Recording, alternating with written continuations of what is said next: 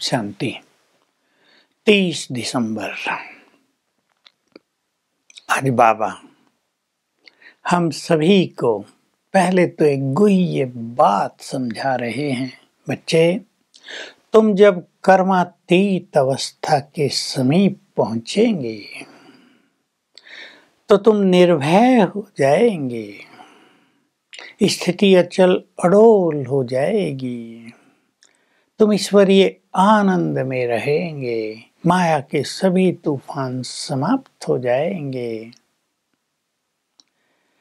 इसलिए तुम्हें अब से ही तीव्र पुरुषार्थ करना है। माया से तुम्हारी युद्ध है। कई बच्चे कहते हैं, बाबा माया को कहो अब जोर से वार न करे। बाबा कहता है, क्यों? माया से युद्ध है। बाबा तो माया को कहेंगे जोर से तूफान लाओ इनको। अरे दो पहलवान, दो बॉक्सर बॉक्सिंग करते हैं, कुश्ती लड़ते हैं, तो एक दूसरे को थोड़ा ही कहेगा मुझे ऐसे ऐसे न करना। दोनों रुस्तम होते हैं, दोनों इक्वली पावरफुल होते हैं। तो हमें स्वयं भगवान परम सद्गुरु उस्ताद बनकर माया को जीतने की विधि बता रहे हैं। तो बाबा हमें बहुत स्ट्रॉन्ग करना चाहते हैं।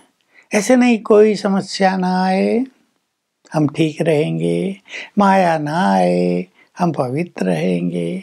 नहीं, हमको इतना बहादुर बनना है कि जोर से तूफान आए और हम उन पर विजयी बने। यही बाबा कह रहे हैं, तुम्हें विजयी बनना ही है। कल्प कल्प तुम विजयी बने थे।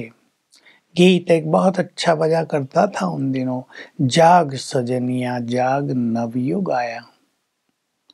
ये सजनी शब्द सांसारिक सजनियों के लिए नहीं है। भगवान हमारा प्रियतम है, हम उसकी सजनियां हैं।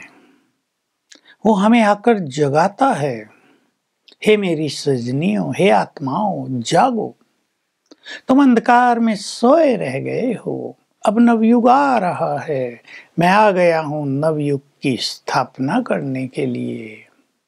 तुम्हें ये संदेश सबको देना है कि भगवान आ गया है। भारत को पुनः स्वर्ग बनाने के लिए मैं ब्रह्मा के तन के द्वारा तुम्हें राजयोग सिखा रहा हूं। तुम इस राजयोग की अच्छी तपस्या करके नर से नारायण, नारी से लक्ष्मी बनो। ये भारत स्वर्ग था, अब मैं फिर से इसे स्वर्ग बना रहा हूँ, गोल्डन एज में बदल रहा हूँ। भारत भी गोल्डन एज था। चक्र में वो सतयुग का समय गोल्डन एज कहलाता है। अब भारत भी आयरन एज माना तमो प्रधान, तो समय भी तमो प्रधान हो गया है। मैं युग को बदल रहा हूँ। तुम्हें सबको जाकर ये संदेश देना है। लोग शास्त्रों की बात बहुत करते हैं। तुम बच्चे जब प्रदर्शनी में दूसरों को बहुत अच्छी तरह समझाते हो, कई लोग बहुत क्वेश्चन करते हैं, तुम शास्त्रों को नहीं मानते। पूछते हैं, मानते हो क्या? तुम पढ़ते हो क्या? ये ज्ञान तुम्हारे पास कहाँ से आया है? तुम बताओ कि हमने तो जन्म जन्म भक्ति की है, जन्म जन्म शास्त्र पढ़े हैं, हम जानते हैं ये भक्ति मार्ग के शास्त्र हैं, लेकिन इनसे सद्गति नहीं हुई। हम नीचे उतरते ही आए। सद्गति तभी होती है जब स्वयं सद्गति दाता ज्ञान का सागर भगवान आकर सत्य ज्ञान देते हैं। तो ये ज्ञान शास्त्रों का नहीं है, वो तो भक्ति का ज्ञान है। हमारी भक्ति पूरी हो गई। भक्ति ज्ञान वैराग्य। अब तुम्हें संसार से भी वैराग हुआ है, क्योंकि वापस जाना है अपने घर, और भक्ति से भी वैराग्य हो गया है। मैं स्वयं आकर तुम्हें ये ज्ञान देता हूँ। बाबा आज बहुत अच्छी बात सिखा रहे हैं। उन्हें कहो कि ज्ञान का तो कोई शास्त्र होता ही नहीं। भले ही गीता में बहुत कुछ लिखा है, लेकिन ये सभी शास्त्र तो भक्ति के हैं। क्यों नहीं होता ज्ञान का शास्त्र? क्योंकि मैं ज्ञान देकर तुम्हारी सद्गति करके तुम्हें पावन बनाकर मुक्ति धाम में ले जाता हूँ। उसके बाद ज्ञान प्राय लोप हो जाता है, वो कहीं लिखा ही नहीं जाता। भक्ति मार्ग में तुम सभी फिर से शास्त्र आदि बनाते हो भक्ति करने के लिए। ज्ञान मेरे सिवाय तुम्हें कोई दे नहीं सकता है। बाबा आज बार बार ये बात कह रहे हैं, तुम्हें संसार को रास्ता बताना है। जैसे मैंने तुम्हें रास्ता बताया है, तुम्हें संसार की अनेक आत्माओं को रास्ता बताना है। और सबको बताओ, बहुत उमंग से बताओ कि भगवान ने हमें आज्ञा दी है, बच्चे घर गृहस्थ में रहते हुए पवित्र बनो, कमल फूल समान पवित्र बनो, तो तुम पवित्र दुनिया में चले जाओगे, तो मुक्ति धाम में चले जाओगे। कोई भी आत्मा बिना पवित्र बने मुक्ति धाम नहीं जा सकती। सन्यासियों का तो आधा सन्यास है, उनकी आधी प्योरिटी है, क्योंकि जन्म भी गृहस्थियों के घर लेते हैं, भक्ति करते रहते हैं, लेकिन जब तक पूरे पावन न बने कोई घर नहीं जा सकता। मैं ही आकर सबको पावन बनने की विधि बताता हूँ। तुम बच्चे गांव-गांव में जाकर बहुत सेवा करते हो। बाबा की इच्छा होती है गांव-गांव में अच्छी बच्चियों को भेज दें ताकि सबका कल्याण करें।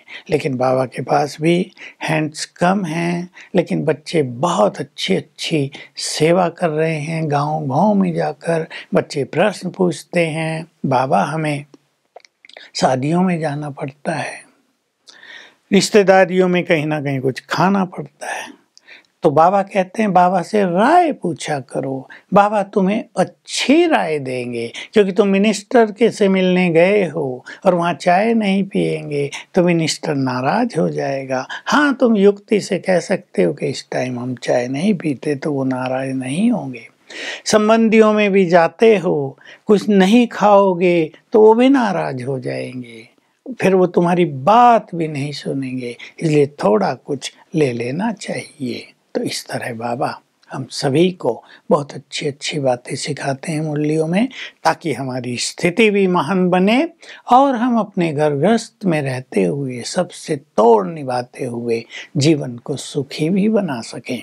वरदान है, स्वस्थिति द्वारा परिस्थितियों पर विजय प्राप्त करने वाले अव्यक्त स्थिति के अभ्यासी भव।